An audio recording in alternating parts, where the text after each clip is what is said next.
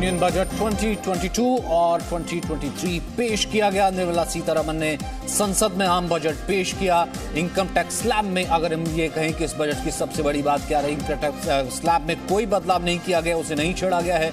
वित्त मंत्री निर्मला सीतारमण ने कहा है कि 2022-23 में आरबीआई डिजिटल करेंसी लॉन्च करेगी। साथ ही साथ एलआईसी का आईपीओ भी सरकार जल्दी लेकर के आएगी। वहीं वित्त मंत्री ने ऐलान किया है कि 3 साल में 400 नई वंदे भारत ट्रेनें चलाई जाएंगी। तो बूस्टर बजट इसे कहा जा रहा है। बूस्टर बजट से इकोनॉमी को डोज देने की तैयारी है। और निर्मला सीतारमण ने कहा भी कि 25 वर्षों का ब्लूप्रिंट है। तो ये बड़ी बातें आम बजट की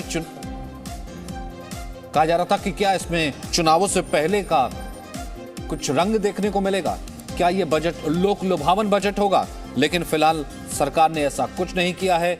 देश को आत्मनिर्भर बनाने वाला एक बैलेंस्ड, एक संतुलित बजट है। हाँ, आम आदमी के लिए फौरी तौर पर फिलहाल कोई राहत नहीं है, लेकिन उसके लिए कोई ऐसा नुकसान भी नहीं है, क्योंकि वित्तीय घाटे को कम करने की पूरी कोशिश की गई है और कैपिटल एक्सपेंडिचर को बढ़ाया गया है। साथ ही साथ इंफ्रास्ट्रक्चर पर और खर्च किया जाएगा, सड़कों पर काफी खर्च किया जाएगा। रेलवे, छोटे किसान, छोटे और मध्यम उद्योगों के लिए नए प्रोडक्ट लॉन्च किए जाएंगे। गंगा नदी के किनारे 5 किलोमीटर चौड़े गलियारों में किसानों की जमीन पर फोकस के साथ पूरे देश में रासायनिक मुक्त प्राकृतिक खेती को बढ़ावा दिया जाएगा। किसान इसको वेलकम कर रहे हैं। साथ ही साथ किसान इसको भी वेलकम कर रहे हैं जो छिड़काव की बात भी की गई कि सरकार ही, वो जो फसलों का छिड़काव होता था सरकार ही छिड़काव करवाएगी। बूस्टर बजट, बूस्टर डोज कहा सरकार के तमाम मंत्रियों ने, तमाम कैबिनेट मंत्रियों ने। 60 किलोमीटर 8 लंबे रोपवे का भी अनाउंसमेंट किया गया है। टैक्स स्लैब में कोई बदलाव नहीं किया गया। कोरोना की वजह से हम भी प्रभावित हुए, लेकिन फिर भी रिकॉर्ड जीएसटी कलेक्शन हुआ है। ये 10 बड़ी बात है। क्रिप्टो करेंसी पर 30% टैक्स यानी डिजिटल करेंसी भारत में भी अब लॉन्च होने जा रही है। आरबीआई डिजिटल करेंसी लेकर के आएगा और उस डिजिटल करेंसी से होने वाली आय पर लगेगा 30% टैक्स। दिव्यांगों को टैक्स में छूट दी गई है। एनपीएस में टैक्स से छूट 10% से बढ़ाकर 14% कर दी गई है। नेशनल पेंशन स्कीम में पहले ये 10% छूट दी जाती थी, अब ये 14% कर दी गई। 2 साल तक आईटीआर में अब आप गलती में सुधार कर सकते हैं, एडजस्टेड कर सकते हैं। 2022-23 से चिप वाले पासपोर्ट उपलब्ध हो जाएंगे। इन पासपोर्ट्स को आप रिन्यू कर सकते हैं। 400 नई वंदे भारत ट्रेन चलाई जाएंगी।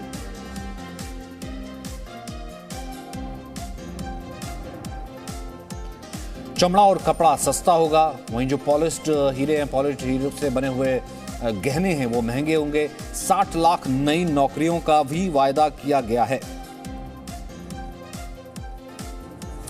तो राहुल गांधी ने हालांकि इसको सिरे से नकार दिया, कहा कि आम आदमी के लिए बजट है ही नहीं। क्या कहना था, ये सुनते हैं। तो राहुल गांधी ने बजट पर कहा कि मध्यम वर्ग के लिए इसमें कुछ नहीं है। बजट नील बटे सन्नाटा है। टैक्स स्लैब में कोई बदलाव नहीं किया गया, गरीबों को कुछ नहीं दिया गया, किसानों को कुछ नहीं दिया गया है। इसलिए इस बजट में आम आदमी के लिए कुछ भी नहीं है। सरकार ने आम आदमी के लिए कुछ नहीं किया है। इस वक्त आम आदमी के लिए करने की जरूरत थी। आफ्टर कोरोना, आफ्टर पेंडेमिक, जब इकॉनमी, एक छोटा उद्योग वर्ग, मध्यम उद्योग वर्ग इस वक्त जूझ रहा है, तो उनके लिए पैकेज ऐलान करने की उम्मीद थी, लेकिन ऐसा नहीं किया गया है। तो बजट पर राहुल गांधी का निशाना। ये बजट 100 साल की भयंकर आपदा के 100 साल की विकास का नया विश्वास लेकर आया है। ये बजट अर्थव्यवस्था को मजबूती देने के साथ ही सामान्य मानवी के लिए अनेक नए अवसर बनाएगा। ये बजट मोर इंफ्रास्ट्रक्चर, मोर इन्वेस्टमेंट, मोर ग्रोथ और मोर जॉब्स की नई संभावनाओं से भरा हुआ है। और एक नया क्षेत्र और खुला है और वो है ग्रीन जॉब्स का। ये बजट तत्कालीन आवश्यकताओं का भी समाधान करता है और देश के युवाओं के उज्जवल भविष्य को भी सुनिश्चित करता है। ये पिछले कुछ घंटों से देख रहा हूं जिस प्रकार से इस बजट का हर क्षेत्र में स्वागत हुआ है, सामान्य मानवी की जो सकारात्मक प्रतिक्रिया आई है उसने जनता जनार्दन की सेवा का हमारा उत्साह अनेक गुना बढ़ा दिया है। जीवन के हर क्षेत्र में आधुनिकता आए, टेक्नोलॉजी आए, जैसे किसान ड्रोन हो, वंदे भारत ट्रेन हो, डिजिटल करेंसी हो, बैंकिंग के क्षेत्र में डिजिटल यूनिट्स हो, 5G सर्विसेज का रोल आउट हो, नेशनल हेल्थ के लिए डिजिटल इकोसिस्टम हो। इनका लाभ हमारे युवा, हमारे मध्यम वर्ग, गरीब, दलित, पिछड़े, ये सभी वर्गों को मिलेगा। इस बजट का एक महत्वपूर्ण पहलू है गरीब का कल्याण।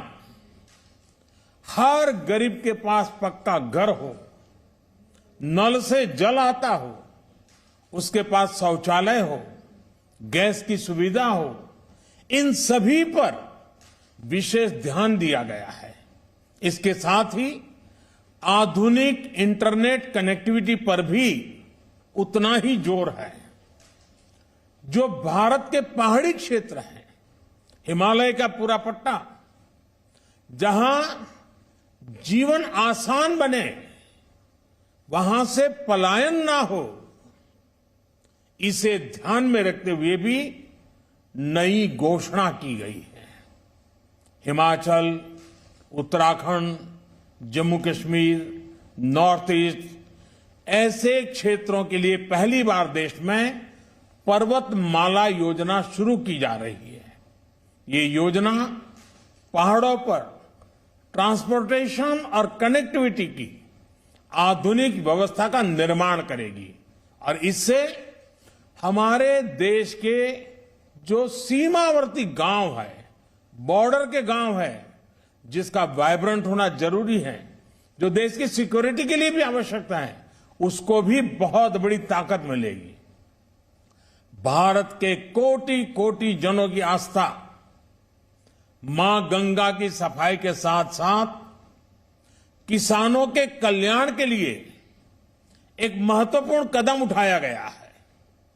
उत्तराखंड, उत्तर प्रदेश, झारखंड, बिहार, पश्चिम बंगाल, इन राज्यों में गंगा किनारे नेचुरल फार्मिंग को प्रोत्साहन दिया जाएगा। इससे मां गंगा की सफाई का जो अभियान है, उसमें मां गंगा को केमिकल मुक्त करने में भी बहुत बड़ी मदद मिलेगी। बजट के प्रावधान यह सुनिश्चित करने वाले हैं कि कृषि लाभप्रद हो, इसमें नए अवसर हो, नए एग्रीकल्चर स्टार्टअप्स को प्रोत्साहन देने के लिए विशेष फंड हो, या फिर फूड प्रोसेसिंग उद्योग के लिए नया पैकेज। इससे किसानों की आय बढ़ाने में बहुत मदद मिलेगी।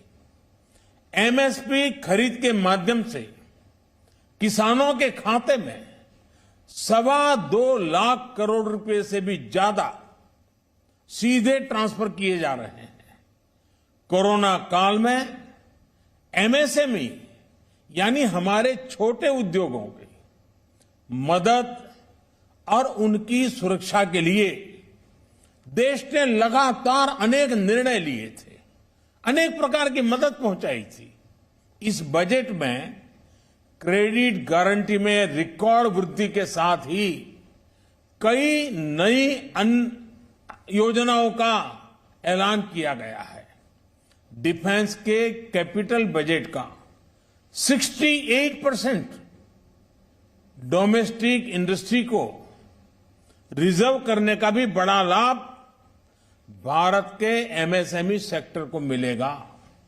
ये आत्मनिर्भरता की तरफ बहुत बड़ा मजबूत कदम है। 7.5 लाख करोड़ रुपए के पब्लिक इन्वेस्टमेंट से अर्थव्यवस्था को नई गति के साथ ही छोटे और अन्य उद्योगों के लिए नए अवसर भी बनेंगे। मैं वित्त मंत्री निर्मला जी और उनकी पूरी टीम को इस पीपल फ्रेंडली और प्रोग्रेसिव बजट के लिए बहुत बहुत बधाई देता हूं। कल भारतीय जनता पार्टी ने मुझे सुबह 11 बजे बजट और आत्मनिर्भर भारत विषय पर बात करने के लिए निमंत्रित किया है। कल 11 बजे मैं बजट के इस विषय पर विस्तार से बात करूंगा। आज इतना काफी है। बहुत बहुत धन्यवाद। तो प्रधानमंत्री ने कहा कि मैं इस बजट के लिए वित्त मंत्री को बधाई देता हूं कि कोरोना काल में इस वैश्विक महामारी के बाद भी जिस तरीके का बजट उन्होंने पेश किया है, जिसमें सभी बातों का उन्होंने जिक्र किया, इंफ्रास्ट्रक्चर का जिक्र किया, जहां पर समावेशी विकास का जिक्र किया, डिजिटल करेंसी का जिक्र किया, अर्थव्यवस्था को मजबूत करने वाला यह बजट है और तमाम इसमें वर्गों का ख्याल रखा गया है। रोजगार की अपार संभावनाएं हैं, जिस तरीके से इन्वेस्टमेंट बढ़ाया गया है। और कल पार्टी ने बुलाया है, कल पार्टी ने कहा है कि इस बजट पर आत्मनिर्भर भारत और आत्मनिर्भर भारत और बजट पर आप अपनी बात रखिए। तो विस्तार से मैं अपनी बात रखूंगा। क्या कुछ कहना है, आइए देखते हैं। ये बजट 100 साल की भयंकर आपदा के 100 साल की विकास का नया विश्वास लेकर आया है। ये बजट अर्थव्यवस्था को मजबूती देने के साथ ही सामान्य मानवी के लिए अनेक नए अवसर बनाएगा। ये बजट मोर इंफ्रास्ट्रक्चर, मोर इन्वेस्टमेंट, मोर ग्रोथ और मोर जॉब्स की नई संभावनाओं से भरा हुआ है। और एक नया क्षेत्र और खुला है और वो है ग्रीन जॉब्स का। ये बजट तत्कालीन आवश्यकताओं का भी समाधान करता है और देश के युवाओं के उज्जवल भविष्य को भी सुनिश्चित करता है। Presenting B News app available on Google Play and App Store. Download it now.